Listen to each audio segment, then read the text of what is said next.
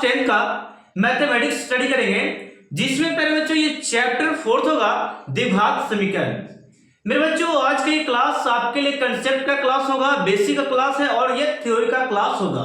पहले बच्चों इसमें आप बहुत सारे कंसेप्ट को जानने वाले इस चैप्टर के बारे में, ताकि आप एक्सरसाइज को अच्छे तरीका से अच्छे तरह से लगा पाए। पहले बच्चों मैं आपको यहाँ पे एनसीईआरटी बुक पढ़ाने वाला हूँ मैथ का, जिसमें आप सारे कंसेप्ट को क्लियर करेंगे। और ये जो एनसीईआरटी हमारा पैटर्न है ये हमारे बिहार बोर्ड एग्जाम का है, जो कि फॉलो करता है एनसीईआरटी बुक। ठीक है, तो चलते हैं हम वीडियो को स्टार्ट करते हैं। सबसे पहले हम जानते हैं द्विघात समीकरण क्या है। और मेरे बच्चों सबसे पहले द्विघात समीकरण जानने से पहले हम समझेंगे द्विघात बहुपद क्या है, क्योंकि मैंने चैप्टर 3 में इसके लिए बात कर चुका है। द्विघात बहुपद क्या होते हैं, इसके बेसिक क्लास, ये सारे क्लासेस मैंने बहुपद का दे रखा है, आप लोग जाकर देख सकते हैं। तो थोड़ा सा मैं रिव्यू करना चाहूंगा द्विघात बहुपद के बारे में, कुछ इंपॉर्टेंट बातों पर। ठीक है, तो थोड़ा सा स्टार्ट करते हैं। यहाँ पे देखिएगा द्विघात बहुपद से थोड़ा सा स्टार्ट करते हैं। फिर बच्चों देखिएगा मैं यहाँ पे बेसिकली बातों में लिखना चाहता हूँ। यहाँ पे सबसे पहले जैसे कि मैं चर से स्टार्ट करना चाहता हूँ। चर और अचर है क्या, एकदम जीरो लेवल से। चर को फिर बच्चों हम लोग बोलते हैं क्या, वेरिएबल बोलते हैं। तो फिर बच्चों ये वेरिएबल यानी कि चर है क्या, तो मेरे बच्चों यहाँ पे ध्यान दीजिए, चर को हम लोग एक और नाम से जानते हैं। चर को हम लोग बोलते हैं, चर को एक और नाम से जानते हैं बच्चों। यहाँ पे ध्यान दीजिए, चर को हम लोग बोलते हैं, इसे अक्षर बोल सकते हैं। क्या बोलेंगे, अक्षर। पे बच्चे चर क्या बोलना, अक्षर। अक्षर यानी कहने का मतलब आपका हो गया क्या, अल्फाबेट यानी कि एबीसीडी। क्या, एबीसीडी। इसको हम लोग एक और नाम से यहाँ पे बोलते हैं अल्फाबेट।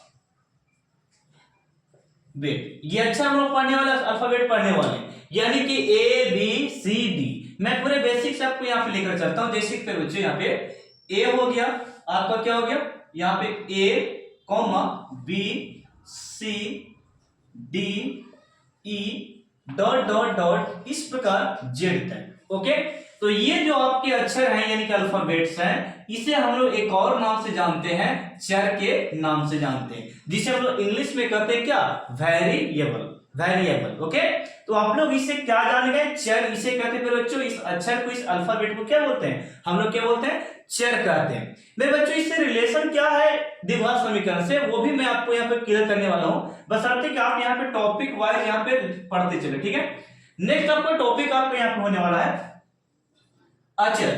क्या आपका अचर, अचर है क्या, उससे पहले सबसे पहले जान लेते हैं अचर। फिर बच्चों यहाँ पे देखिएगा अचर है क्या, तो अचर हम लोग बोलेंगे, अचर को हम लोग कांस्टेंट बोलते हैं। क्या बोलते हैं, कांस्टेंट। और कांस्टेंट यहाँ पे अचर के एक और नाम से हम लोग जानेंगे, इसे हम लोग बोलते हैं संख्या। किस नाम से जानेंगे बच्चों, इसे जानेंगे हम लोग संख्या के नाम से, जिसे आप बोलते हैं मेरे बच्चों यहाँ पे, इसे आप नंबर बोल सकते हैं। क्या बोलेगा, नंबर। यानी कि अचर को एक संख्या बोले, संख्या को क्या बोल रहा है, नंबर। और नंबर आप लोग जानते हैं क्या होता है फिर बच्चों, यहाँ पे 1, 2, 3, 4, 5 डॉट डॉट डॉट, इस प्रकार etc बहुत सारे नंबर होंगे। ठीक है, तो ये हो गया नंबर और ये हो गया आपका अक्षर। तो यानी फिर बच्चों हम लोग मैथमेटिक्स में जानेंगे इसे चर और इसे क्या बोलेंगे, अक्षर। अब ये रिलेशन क्या बहुपद से है वो थोड़ा सा देख लें। यानी कि हम लोग स्टार्ट करते हैं बहुपद। क्या, बहुपद के बारे में थोड़ा सा बात करते हैं। तो फिर बच्चों बहुपद किसे बोलते हैं वो जरा देख लीजिए।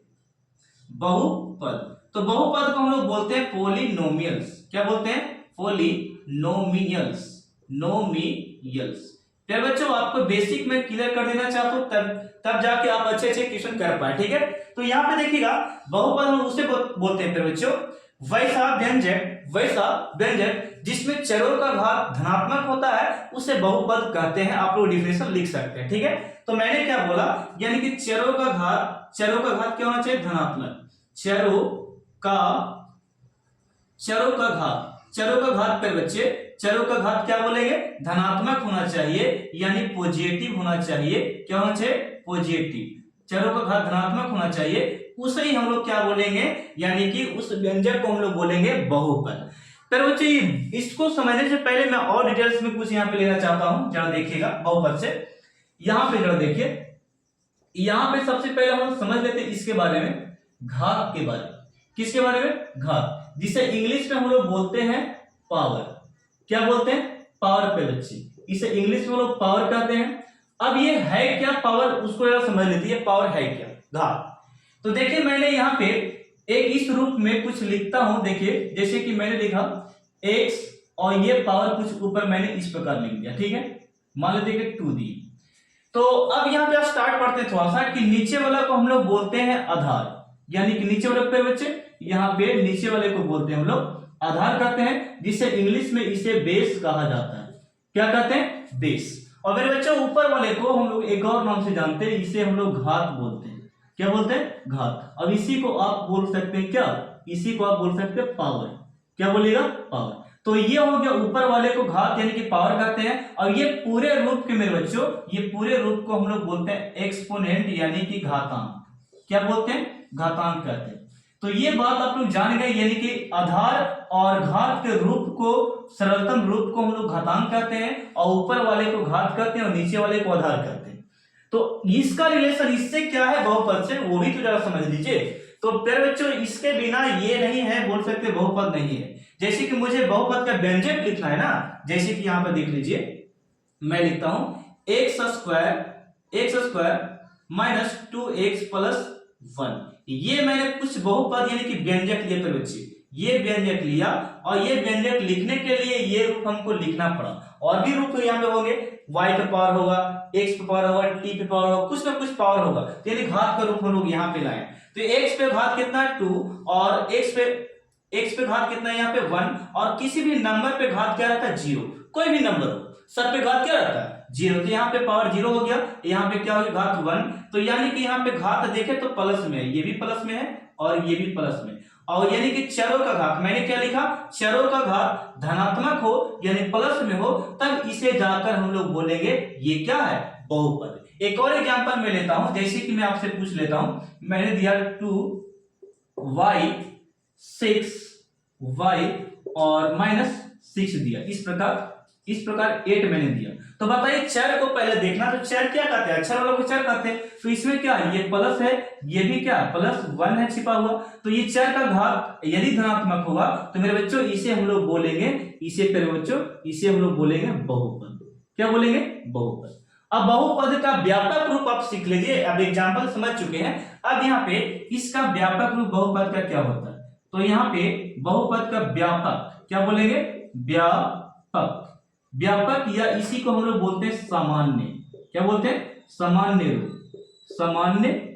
रूप, इसे हम लोग बोलते हैं सामान्य रूप। और सामान्य रूप होता क्या है वो फिर बच्चों देखिए, ये होता है ax स्क्वायर प्लस bx और प्लस में क्या होता है? c। ये हो गया आपका इसका व्यापक रूप द्विघात बहुपद का।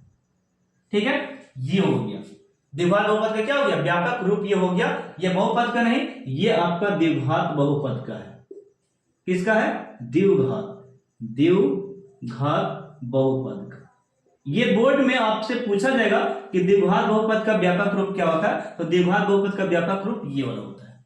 ठीक है, अब यहाँ पे इसे आप स्क्रीनशॉट लीजिएगा। द्विघात बहुपद यहाँ पे स्टार्ट हो गया है, यानी कि द्विघात बहुपद है क्या वो आप लोग देख लीजिए, ये इसका व्यापक रूप है। ओके, तो इसे आप स्क्रीनशॉट लो, मैं आपको नेक्स्ट स्लाइड में और अच्छे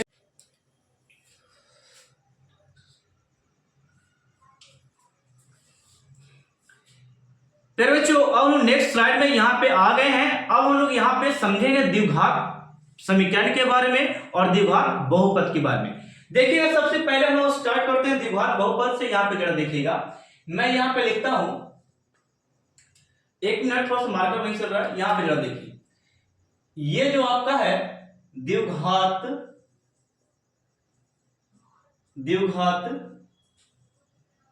बहुपद, ये क्या है उसे जरा देख लीजिए।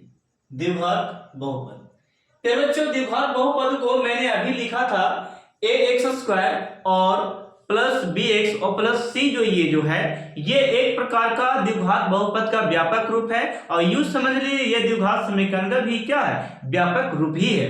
तो मैं यहाँ पे लिखता हूं, देखिएगा मैंने यहाँ पे लिखा ax स्क्वायर और प्लस में bx और प्लस ये जो है c, और यहाँ पे इस रूप में हम लोग यहाँ पे दे दें इसको, तो ये हो गया बराबर 0। अभी नहीं देंगे तो ये आपका जो रूप है ये वाला, इस रूप को हम लोग नाम देंगे द्विघात बहुपद का व्यापक रूप ये हो गया। ओके, अब फिर बच्चों यहाँ पे जरा ध्यान दो। अब इसमें थोड़ा सा लिखते हैं, थोड़ा सा पॉइंट्स को समझाता हूं मैं आपको। ये जो ए होता है ना, ए भी कभी ये जो है ए डज नॉट इक्वल जीरो, यानी कि ए का जो मान होता है कभी भी जीरो के बराबर नहीं होता है। ठीक है, तो इसलिए मैंने लिखा ए नॉट इक्वल क्या हो गया, जीरो। अब यहाँ पे एक और मैं बात बोलता हूं कि एक्स स्क्वायर का गुणांक आपसे पूछे तो एक्स स्क्वायर का गुना में कौन है बच्चों, तो एक्स स्क्वायर के गुना में यहाँ पे ए है, तो मैंने लिखा यहाँ पे, जरा ध्यान दीजिए कि एक्स स्क्वायर का गुणांक, एक्स स्क्वायर का गुणांक, एक्स स्क्वायर का क्या गुणांक, एक्स स्क्वायर का गुणांक पे बच्चों ये आपका यहाँ पे ए है। क्या पे बच्चों, यहाँ पे आपका ए दिया गया है।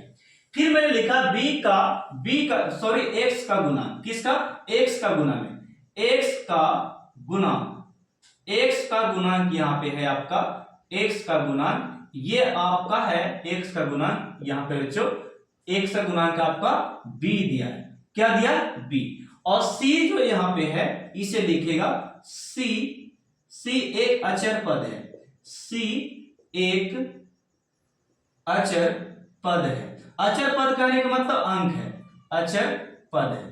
ठीक है, अचर पद मतलब संख्या 1 2 3 4 5 6 कुछ भी हो सकता है।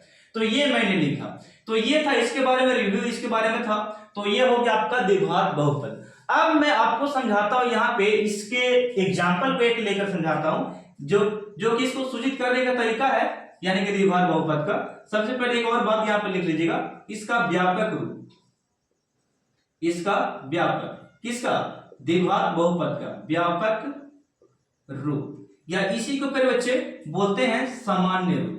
क्या बोलते हैं, सामान्य रूप, इसे बोला जाता है सामान्य रूप में बच्चे। क्या बोलते हैं, सामान्य रूप बोलते हैं। अब ये सामान्य रूप आपका जो ये X square plus B X plus C है, ये इसका सामान्य रूप हो गया। और मेरे बच्चों यहाँ पे ध्यान दो, ये सामान्य रूप के साथ इसको सूचित किससे करते हैं ना, द्विघात को, वो जरा देखिए। तो इससे आप सूचित कर सकते हैं पी एक्स से, यानी कि सूचित किया जाता है। डिनोट किससे करते हैं, तो इसे डिनोट करते हैं आप पी एक्स से, इसे डिनोट कर सकते हैं आप एफ एक्स से, इसे आप डिनोट कर सकते हैं आर एक्स से। ओके, इस प्रकार डिनोट करने का बहुत तरीका है, किसको, द्विघात बहुपद को, यानी कि बहुपद को।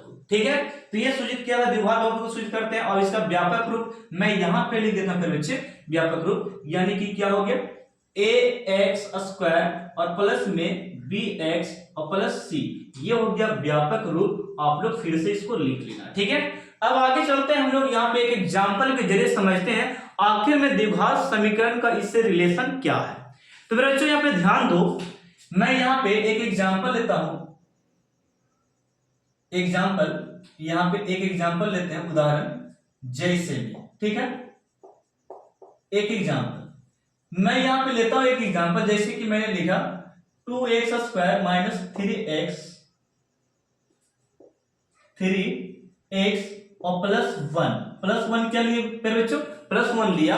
अब ये प्लस 1 लिया तो इसको सूचित तो हम लोग कर सकते हैं px से और fx से सूचित कर सकते हैं, यानी फिर बच्चों यहाँ पे लिख सकते हैं इसको अच्छे तरीका से fx या px लिख लीजिए, कोई दिक्कत नहीं। 2x स्क्वायर माइनस 3x और प्लस में 1। आप चाहे तो यहाँ पे कुछ भी बहुपद ले सकते हैं, मैं अपने से एक बहुपद ले लिया। ठीक है, ये वाला बहुपद ले लिया। अब इसमें x यानी कि चर का मान हम लोग चेक करते हैं, रखते हैं, क्या ये जो बहुपद मैंने द्विघात बहुपद लिखा, क्या ये किसी का शून्यक है, किसी मान का, यानी कि x का मान रखते हैं तो क्या आंसर 0 आता है। यदि आ जाता है तो हम लोग बोलेंगे ये बहुपद का शून्यक कहलाएगा, और यदि वो मान से 0 नहीं आएगा तो हम लोग बोलेंगे बहुपद का शून्यक नहीं है। तो फिर बच्चों मैं स्टार्ट करता हूं थोड़ा सा चेक करके इसको। x बराबर क्या मैंने लिखा, 0। x के जगह पे कितना पुट करना है, 0 पुट करना है। तो मैं यहां पे लिखता हूं f और x की जगह मैंने 0 बैठा दिया, और ये 2 और गुने में क्या हो गया 0, ये हो गया आपका स्क्वायर, और ये 3 और गुने में कितना x, और ये प्लस में कितना हो गया 1। अब यहां पे जरा ध्यान दीजिए थोड़ा सा कि ये जो आपका है, हाँ ये इसी प्रकार क्वेश्चन दिया गया है। अब यहाँ पे थोड़ा सा ध्यान दो कि यहाँ पे देखते हैं तो ये 2 का 2 रह गया और यहाँ पे 0 पे पावर कितना हो गया, 0 पे पावर यहाँ पे 0 हो गया और 0 में अगर 3 से गुणा करें तो ये 0 होगा और ये +1 हो गया। ठीक है, अब यहाँ देखते हैं तो यहाँ पे कितना बच गया तेरे बच्चों, यहाँ पे 1 बच गया। कितना बच गया, 1। ओके, ये 1 बच गया। इससे पता चलता है कि ये जो मान रखे हैं ना, ये 0 जो है x बराबर, ये बहुपद का शून्यक नहीं है। तो हम लोग यहां पे लिख सकते हैं बहुपद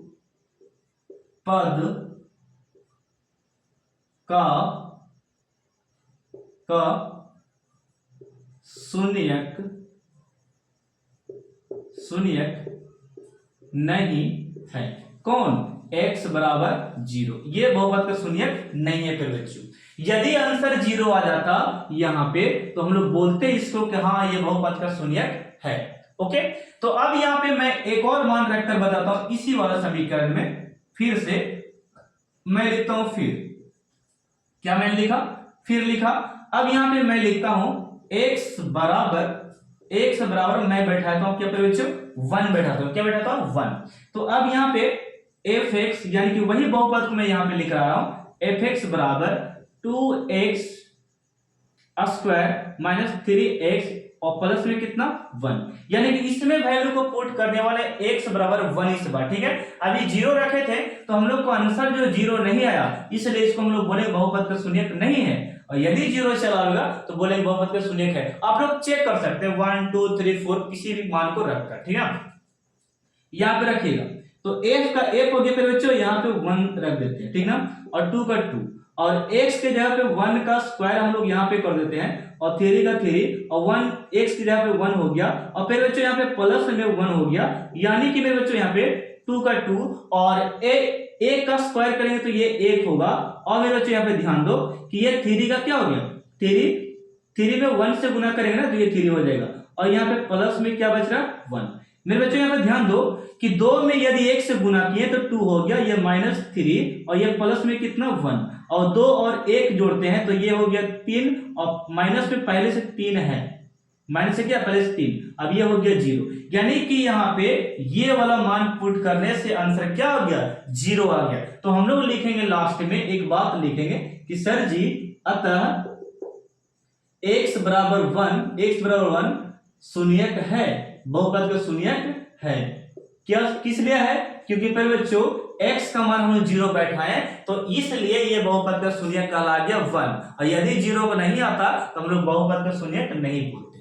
ओके, तो आप लोग चेक कर सकते किसी तरीका से। तो मैंने एक नहीं में और एक हाँ में चेक करके बताया। अब ये रिलेशन क्या है 0 आने का वो जरा सुनिए। अब मैं यहां से स्टार्ट करता हूं थोड़ा सा अलग ही टॉपिक से, वो ध्यान से सुनिएगा द्विघात बहुपद के बारे में। देखिए थोड़ा सा, ये जो है आपका यहां से स्टार्ट करते हैं, ये आपका है ax स्क्वायर प्लस bx और प्लस c और यहां पे हम लोग यहाँ पे 0 दे देते हैं, यानी कि x का वैल्यू हम लोग बैठाएं तो 0 प्राप्त हो गया, यानी कि बहुपद में 0 के बराबर बहुपद व्यापक रूप को 0 के बराबर लिख देने से जो ये रूप बनता है, यानी कि ये जो रूप बन गया इसको हम लोग द्विघात बहुपद का नाम देते हैं। यानी कहने का मतलब हो गया, यानी कि 0 को हम लोग इस रूप में यानी कि द्विघात बहुपद के रूप में मिला देते हैं, तब ये जो बनता है इसे हम लोग एक और नए नाम से जानते हैं। इसे पर बच्चों इसे हम लोग नाम देते हैं क्या, इसे हम लोग बोलते हैं द्विघात समीकरण। क्या बोलते हैं, द्विघात समीकरण। क्या बोलते हैं, द्विघात समीकरण। ये हो गया द्विघात समीकरण। ठीक है, क्यों, क्योंकि यहाँ पे 0 के बराबर जब इस प्रकार रहेगा ना, कोई समीकरण रहेगा और बराबर में 0 रहेगा तो ये समझिए कि ये द्विघात समीकरण है। क्या, द्विघात समीकरण। अब द्विघात समीकरण में हम लोग यहाँ पे देखेंगे घात कितना होगा, यहाँ पे 2, हमेशा घात 2 होगा। और भी एग्जाम्पल देखिए, जैसे द्विघात समीकरण का मैं लेता हूं यहाँ पे ये 2x 2y तक लेता, ठीक है, 4y स्क्वायर माइनस 6y और प्लस में 1 और बराबर में 0, यानी कि इस रूप में जब रहेगा तो हम लोग इसे बोलेंगे द्विघात समीकरण। क्या बोलेंगे? द्विघात समीकरण। और भी इसके रूप है, जैसे कि मैं लिख देता हूं 2x² माइनस 6 और प्लस में ये हो गया 5 और बराबर में 0। ये सब क्या द्विघात का रूप है, द्विघात समीकरण का रूप है। और भी यहां पे देखिए 6x² माइनस 12x और बराबर में 0, ये भी द्विघात का रूप है। इसको भी आप इस प्रकार लिख सकते हैं 6x² बराबर 0, ये भी द्विघात का रूप है। ओके, यानी कि घात जब दो रहेगा फिर बच्चों और बराबर में 0 दिया रहे, यानी कि घात जब दो रहे और बराबर में 0 दिया रहे, तो समझिए ये जो रूप है द्विघात समीकरण का रूप है। ओके, और द्विघात समीकरण को डिनोट भी हम लोग यानी कि इससे करते हैं, सूचित करते हैं इससे। ओके, सूचित किससे? fx बराबर कर सकते हैं, लेकिन इसका व्यापक रूप हो गया ax² plus bx plus c बराबर क्या? 0। इसका व्यापक रूप हो गया, सरलतम रूप हो गया इसका। ठीक है, तो ये था द्विघात समीकरण के बारे में। इसे आप स्क्रीनशॉट लीजिए, आपको नेक्स्ट स्लाइड में फिर बच्चों ये आपका थर्ड स्लाइड है और थर्ड स्लाइड में आप जानेंगे द्विघात समीकरण के बारे में और द्विघात समीकरण के प्रकार के बारे में। यहां से आपको स्टार्ट होता है द्विघात समीकरण के असली रूप, यहां से स्टार्ट होता है इसके प्रकार के बारे में और क्वेश्चन किस तरीके से सॉल्व भी होता है वो भी मैं आपको इस वीडियो में बताऊंगा। तो बच्चों यहाँ पे ध्यान दीजिए, मैं आपको यहाँ पे स्टार्ट करता हूँ इसके वर्गीकरण के बारे में। मैं लिखता हूं यहाँ पे द्विघात समीकरण। द्विघात समीकरण के बच्चे यहाँ पे ध्यान दीजिए, ये आखिर है क्या? तो द्विघात समीकरण का रूप हम लोग यहाँ पे सरलतम तरीके से जानेंगे बच्चों। यहाँ पे ध्यान दीजिए, जैसे कि हम लोग इसका वर्गीकरण, इसके प्रकार के बारे में जानते हैं, तो इसे हम लोग दो प्रकार से बांटेंगे। कितने प्रकार से? दो प्रकार से मेरे बच्चों। यहाँ पे हम लोग दो तरह से इसको स्टडी करने वाले हैं। जैसे कि एक बोलेंगे हम लोग इसको शुद्ध द्विघात समीकरण। क्या बोलेंगे? शुद्ध द्विघात समीकरण। और एक दूसरे को यहाँ पे दूसरा को नाम देंगे मिश्रित। क्या बोलेंगे? मिश्रित द्विघात समीकरण। यानी कि यहाँ पे आपको लगा देना है द्विघात समीकरण। ठीक है, ये हो गया इस प्रकार। ओके, शुद्ध द्विघात समीकरण ये हो गया। और इसका दूसरा प्रकार जो आपका है मिश्रित द्विघात समीकरण। ठीक है, ये दो प्रकार हम लोग स्टडी करने वाले हैं इस चैप्टर में, इसके प्रकार। अब एक एक करके लोग फाइंड आउट करने चलते हैं एग्जाम्पल के सहित और इसके व्यापक रूप के सहित हम लोग स्टार्ट करने वाले हैं। सबसे पहले इसके व्यापक रूप की बात करते हैं, तो ये होता है ax² प्लस में bx और प्लस में c और बराबर में क्या? 0। ये हो गया द्विघात का व्यापक रूप। अब यहाँ पे समझते हैं कि ये जो है सबसे पहला हम लोग स्टडी करेंगे शुद्ध द्विघात समीकरण। ये है क्या? अब इसे डिफिनेशन प्रॉपर तरीके से कैसे दे सकते हैं और इसे एग्जांपल किस तरीके से। तो मेरे बच्चों यहाँ पे ध्यान दीजिए, मैं आपको यहाँ पे बताता हूं कि ये जो है आपका शुद्ध द्विघात समीकरण, यहाँ पे शुद्ध द्विघात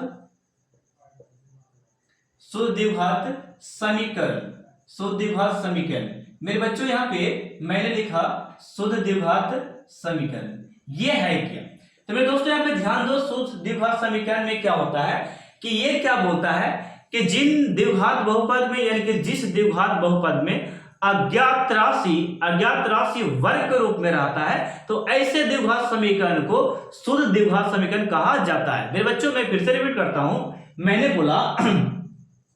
मैंने बोला कि वैसा द्विघात समीकरण जिसमें अज्ञात राशि वर्ग के रूप में रहता है, तो ऐसे हम लोग द्विघात समीकरण को शुद्ध द्विघात समीकरण का नाम देते हैं। अब इसका व्यापक रूप सबसे पहले आप लोग जानिए, मैं एग्जांपल आपको समझाने वाला हूं। जैसे कि इसका व्यापक रूप सबसे पहले जानिए, ax² और प्लस c और बराबर में 0, ये इसका व्यापक रूप हो गया शुद्ध द्विघात समीकरण का व्यापक रूप में बच्चों।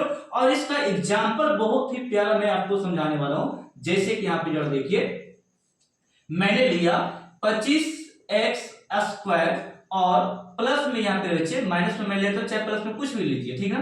ये आपका 9 और बराबर में मैंने लिया 0। अब यहाँ पे ये जो है ये आपका अज्ञात राशि, इसे ही हम लोग अज्ञात राशि बोल रहे हैं। क्या बोल रहे हैं? अज्ञात राशि। अज्ञात राशि, अज्ञात राशि से बोलेंगे बच्चों, इसे क्या बोलेंगे? अज्ञात राशि। यानी कि जो नंबर में यहाँ पे रहेगा ना अलग में, उसे हम लोग अज्ञात राशि, यानी कि इसे आप बोल सकते हैं अज्ञात राशि। अज्ञात राशि तो वही बोल रहा है, वही बोल रहा था कि अज्ञात राशि क्या, वो अज्ञात राशि जो होना चाहिए वो किस में होना चाहिए? वर्ग के रूप में होना चाहिए। यानी किसका वर्ग है? 3 का वर्ग है, 3 3 9 होता है ना। तो एक एग्जांपल और समझिएगा, मैं यहाँ पे समझाता हूं। जैसे कि मैंने लिखा 16y² और माइनस या प्लस कुछ भी दो, और यहाँ पे मैंने लिखा यहाँ पे 64। क्या लिखा? 64 और बराबर में 0। तो ये किसी का वर्ग है, यानी कि इसे मैं अज्ञात राशि बोल रहा हूं। क्या बोल रहा हूं? अज्ञात राशि। ये अज्ञात राशि है, अज्ञात राशि पे बच्चों। तो ये अज्ञात राशि, इसका मतलब ये तो वर्ग के रूप में, मैंने डिफिनेशन भी आपको उसी तरीके से बोला कि वैसा द्विघात समीकरण जिसमें अज्ञात राशि का वर्ग रूप में हो, यानी कि अज्ञात राशि जो होना चाहिए वो वर्ग रूप में होना चाहिए बच्चों, उसे ही हम लोग बोलते हैं शुद्ध द्विघात समीकरण। तो ये आपका शुद्ध द्विघात समीकरण का रूप हो गया और एग्जाम्पल हो गया। अब इसे सॉल्व कैसे करते हैं बच्चे, ये तो आपके सामने मैं पेश करने वाला हूं। सबसे पहले इसी क्वेश्चन को मैं बनाता हूं, देखिएगा। मैं यहां पे सॉल्व करता हूं ये एग्जाम्पल 1 को, ठीक ना। 25x² और माइनस में है आपका 9 और फिर बच्चों ये हो गया 0। ये आपका है यहाँ पे। तो मैंने यहाँ पे क्या किया? कुछ नहीं, यहाँ पे 25x² और ये माइनस जो है ना, -9 जो है उस तरफ जाकर ये प्लस क्या हो जाएगा? ये +9 हो जाएगा फिर बच्चों। और इसको आप क्या कर सकते हैं? ये जो गुना वाला है वो हमेशा कहा जाता है? भागा में जाता है, यानी कि डिवाइड में। यानी मेरे बच्चों यहाँ पे x², 9 ऊपर में और 25 नीचे में, और यहां से स्क्वायर हटेगा तो इस पे रूट चढ़ेगा, यानी कि x बराबर यहां पे लिख सकते हैं प्लस माइनस, यानी कि 9 बटे ये हो गया 25। और ये जब भी रूट चढ़ेगा ये प्लस माइनस लेकर अपने साथ आ गया, ठीक है। तो अब यहाँ पे x बराबर क्या आ गया? आपका आंसर बुझ रहा है, देखिए ये 3 का वर्ग है, यानी कि 3 का वर्ग है, और नीचे 5 का है, 5 25 25 होता है ना। तो एक बार इसी को आप लिख सकते हैं प्लस में, यानी कि आंसर 3/1 हो गया 5, और एक आंसर 3 कितना हो गया? 5। यानी कि एक बार प्लस में और एक बार क्या हो गया? माइनस में। एक बार प्लस में एक बार माइनस में। तो ये जो निकला ना, इसे हम लोग बोलेंगे मूल। क्या बोलेंगे? मूल। ये आपका मूल है, इसे इंग्लिश में रूट कहा जाता है। क्या बोलते हैं? इंग्लिश में इसे क्या बोलते हैं बच्चे? रूट कहते हैं, ठीक है। तो ये मैंने सॉल्व करके भी इस तरीके से बता दिया, और इस तरीके से आपको एग्जाम में आपको आएंगे फिर बच्चों, बहुत तरीके से आपको आएंगे, ठीक है। तो घबराने की बात नहीं। मैं एक क्वेश्चन और सॉल्व करके देता हूं, यहाँ पे देखिएगा, ये वाला यहाँ पे लिखा है 16x² प्लस में 64 और बराबर में 0। इसका भी मूल आप निकाल सकते हैं बहुत अच्छे तरीके से। मैं यहाँ पे लिखता हूं 16 को कॉमन कर देते हैं, ठीक है। 16 को कॉमन करते हैं तो अंदर में x², पहले इसको तोड़ देते हैं, ठीक ना। देखिएगा यहाँ पे इस प्रकार कर सकते हैं 16, यहाँ पे 16x² हो गया, और ये प्लस है तो इस तरफ आके क्या हो गया? -16, ठीक है, इस प्रकार। अब यहाँ पे बच्चे x² बराबर 64 ऊपर में, यहाँ पे देखिए थोड़ा सा मैं यहाँ पे क्या करता हूं, इसको माइनस करता हूं, थोड़ा सा आसानी होगा आप लोग के लिए, ठीक है। चलिए ये माइनस होता है, यहाँ पे क्या हो गया? प्लस। अब यहाँ पे गुना वाला कहां चलाएगा? ये आ जाएगा पे बच्चे, ये हो जाएगा भागा में। अब इसको काट सकते हैं आप कितना बार में, तो ये कटेगा x² बराबर, यानी कि 4, 16 चौक कितना हो गया? 64। और यहां से यदि रूट स्क्वायर हटेगा तो इस पे रूट चढ़ेगा क्या? प्लस माइनस लेकर यहां पे आएगा, यानी कि 4 किसका है वर्ग? तो ये आप लिख सकते हैं 2 का। किसका है? 2 का निकाल सकते हैं, एक बार प्लस में और एक बार माइनस में फिर बच्चों। तो ये जो आया इसे ही आप बोलते हैं रूट। क्या बोलते हैं? रूट। यानी मेरे बच्चों इसे क्या बोलते हैं? मूल। तो ये था शुद्ध द्विघात समीकरण जो कि मैंने आपको सॉल्व करके बताया, और सेकंड प्रकार मैं आपको बेहतरीन तरीके से समझाने वाला हूं ये वाला।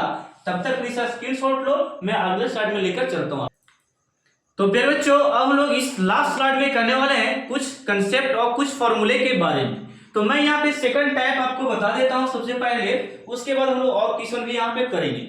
जैसे प्यारे बच्चों यहाँ पे देखिएगा, मैं यहाँ पे आपको लिखता हूं कि ये आपका जो है ना मिश्रित द्विघात समीकरण, इसे मैं आपको एक्सप्लेन करता हूं। सबसे पहले ये है क्या, मिश्रित, क्या मैंने बोला, मिश्रित द्विघात समीकरण, द्विघात समीकरण। प्यारे बच्चे ये क्या है, और ये बिहार बोर्ड एग्जाम में पूछता है कि नहीं, तो ये मैं बता दूं, तो ये जो आपको मैं पढ़ाने वाला हूं ये वेरी वेरी इंपोर्टेंट है, यानी कि VVI है, ठीक है। ये एग्जाम के व्यू से देखा जाए तो ये आपको बड़े प्रश्न में भी दे सकते हैं, लैंग्वेज में भी, और ये जो आपको छोटे प्रश्न में भी मिलेगा, वर्ग के रूप में और गुणनखंड के रूप में मिलेगा। तो मैं यहाँ बताता हूं इसके रूप को। सबसे पहले तो इसका व्यापक रूप होता है मिश्रित द्विघात समीकरण का, तो लिखेगा ax² और प्लस में bx और प्लस में c, प्लस में क्या होगा बच्चों, प्लस में c और बराबर में क्या 0, यानी कि द्विघात समीकरण का ही बोल सकते ये रूप है मिश्रित द्विघात समीकरण। ओके, तो ये हो गया व्यापक रूप मेरे बच्चों, क्या हो गया व्यापक रूप। इसे क्या बोलेंगे, व्यापक रूप, या इसी को बोलते हैं एक और नाम से, इसी को सामान्य रूप भी कहा जाता है, सामान्य, ठीक है, सामान्य रूप भी कहते हैं इसको, क्या बोलते हैं, सामान्य रूप, ठीक है। अब यहाँ पे जरा ध्यान दो, सामान्य रूप व्यापक रूप तो देख लिए, अब इसकी परिभाषा की थोड़ा सा बात करते हैं। तो परिभाषा फिर बच्चों आप लोग लिख सकते हैं कि जिस द्विघात समीकरण पे बच्चों पहला चर का मान, पहला चर और दूसरा चर का घात होता है, यानी कि जिस द्विघात समीकरण में पहला चर और दूसरा चर घात के रूप में होता है उसे हम लोग क्या बोलते हैं, मिश्रित द्विघात समीकरण कहते हैं। फिर बच्चों इसका डिफिनेशन और भी कुछ अलग तरीका से बोल सकते हैं कि वैसा द्विघात समीकरण जो अज्ञात राशि के पहले जो चर रहती है वो घात के रूप में रहे, तो उसे हम लोग बोलेंगे मिश्रित द्विघात समीकरण कहते हैं। जैसे मैं यहाँ पे बताता हूं, यहाँ पे आपका जो है क्या बच्चों, यहाँ पे ध्यान दो, जैसे कि मैं एक एग्जांपल लेता हूं, मैंने लिया क्या, मैं लेता हूं यहाँ पे एक एग्जांपल के तौर पे मैं समझा रहा हूं, ये मैंने लिया 2x² - 6x, और ये आपका यहाँ पे मैंने लिया कितना, मैंने लिया यहाँ पे 8, और बराबर में ये आपका क्या हो गया, ये आपका 0। तो सबसे पहले आपको यहाँ पे ये समझना पड़ेगा कि अज्ञात राशि है कौन। तो अज्ञात राशि पे बच्चों ये है अज्ञात राशि, ये अज्ञात राशि है, ठीक है, ये अज्ञात राशि है बच्चों, और इसके पहले वाले जो चर के वैल्यू जो है, चर गुणनखंड, यानी कि इस पे घात है और इस पे घात है। वही बात बोला डिफिनेशन ये कि वैसा द्विघात समीकरण जो अज्ञात राशि के पहले वाले जो रूप है वो क्या होंगे,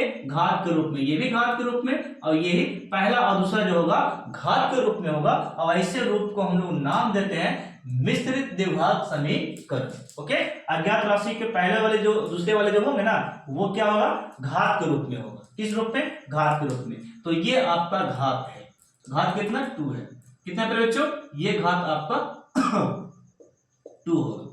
तो और भी इस तरीके से एग्जांपल हो सकते हैं, जैसे कि मैंने लिखा कितना, मैं लिखता हूं 8y² और -4y और प्लस में यहाँ पे 6 और बराबर में 0।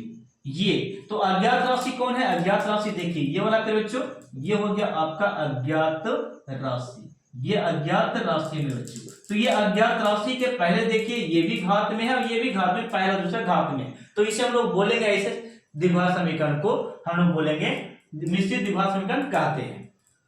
तो इसके बारे में हो गया। अब प्यारे बच्चे यहां पे मैं कुछ और बातें बताना चाहता हूं, जैसे कि मैं एडिशन तो करवाऊंगा एक्सरसाइज में, इससे पहले मैं कुछ फॉर्मूले आपको दे दूं, जैसे कि यहाँ पे ये जो रूप है ax² और प्लस में bx और प्लस में c बराबर में क्या है 0, ये जो है इतना बराबर हम लोग जो 0 यहाँ पे किए हैं इसके कुछ फॉर्मूले हम लोग बनाएंगे। जैसे कि हम लोग यहाँ पे एक विवेचक बराबर फॉर्मूला हम लोग देखेंगे। हाँ देखिएगा, विवेचक, ये विवेचक क्या बच्चों, या इसी को बोलते हैं विविक्तर, क्या बोलेंगे, विविक्तर, विविक्तर, विविक्तर यानी कि विवेचक को ही हम लोग विवेक्तर बोलते हैं और इसको डिनोट करते हैं फिर बच्चों डी से। किससे डिनोट करते हैं? डी से। और डी का फॉर्मूला यानी कि विवेचक का फॉर्मूला होता है, याद रखिए यहाँ पे बी स्क्वायर माइनस यानी कि डी बराबर, क्या मैंने बोला? डी बराबर इसका फॉर्मूला होता है डी बराबर बी स्क्वायर माइनस 4ac। ये हो गया डी का फॉर्मूला यानी कि डाउन का फॉर्मूला। ठीक है, डी निकालने का क्या formula? B square minus 4ac। ये आप लोग लिख लीजिएगा, ये फॉर्मूला आपका सेकंड फॉर्मूला यहाँ पे, यानी कि ये पार्ट हो गया। ठीक है, इसे नोट्स कर लेना। एक और मैं यहाँ पे फॉर्मूला लिखता हूं, जैसे कि मैंने लिखा मूल का फॉर्मूला, इसके बाद यही मूल निकालने के लिए आता है। ठीक है, तो ये आप लोग लिख लीजिएगा मूल का फॉर्मूला यहाँ पे इस प्रकार, जैसे कि मैं लिखता हूं माइनस बी, माइनस क्या हो गया? बी, और ये प्लस माइनस, और यहाँ पे बच्चों ये होता है डी। क्या होता है? डी। अपॉन में लिखेगा 2a। ओके, और जहां कह के लिख लो यहां पे, जहां d बराबर क्या है? d बराबर B square minus 4ac। D क्या होता है? B square minus 4ac। ये d का वैल्यू, यानी कि d के जगह पे हम लोग बैठा सकते हैं बी स्क्वायर माइनस 4ac बैठा सकते हैं। ठीक है, यानी कि इसका दूसरे वे में देखे फॉर्मूला मूल्य बराबर या करके मूल्य बराबर, तो इस प्रकार भी लिखा जाता है। जैसे पहले यहाँ पे ध्यान दीजिए माइनस बी प्लस माइनस, और यहां पे अंदर में आप लिख सकते हैं 4ac, B square minus 4ac, B square minus 4ac, और बटा में 2a होता है। तो ये मूल का भी फॉर्मूला है और ये वाला भी मूल का फॉर्मूला है। ठीक है, कब? जब d का मान पता होगा तब आप ये सूत्र लगा सकते हैं। तो फिर बच्चों ये सारे कंसेप्ट मैंने सारे फॉर्मूले आपको दे दिए। अब मैं आपको एक्सरसाइज स्टार्ट करूंगा अगले वीडियो में। ये कंसेप्ट जितना था सारा मैंने आपको दे दिया। ठीक है, और ये रही सॉल्व करने की बात, तो ये भी मैं आपको क्वेश्चन में सिखाऊंगा, इसके लिए चिंता मत करना। ठीक है, और भी विधि जैसे वर्गमूल विधि हो गया तो मैं आपको एक्सरसाइज में सिखा दूंगा, लगे हाथ। ठीक है, तो बस ये बेसिक का जो थ्योरी क्लास था बस यहां तक रह गया। तो ये पार्ट 1 आप लोग वीडियो के साथ शेयर कीजिएगा और लाइक कीजिएगा। कम से कम ये वीडियो कम से कम 1 घंटे तक हो गई होगी। ठीक है, तो मिलता है नेक्स्ट पार्ट में एक्सरसाइज पे बच्चों, एक्सरसाइज 4.1। ठीक है, इसे स्क्रीनशॉट ले सकते हैं और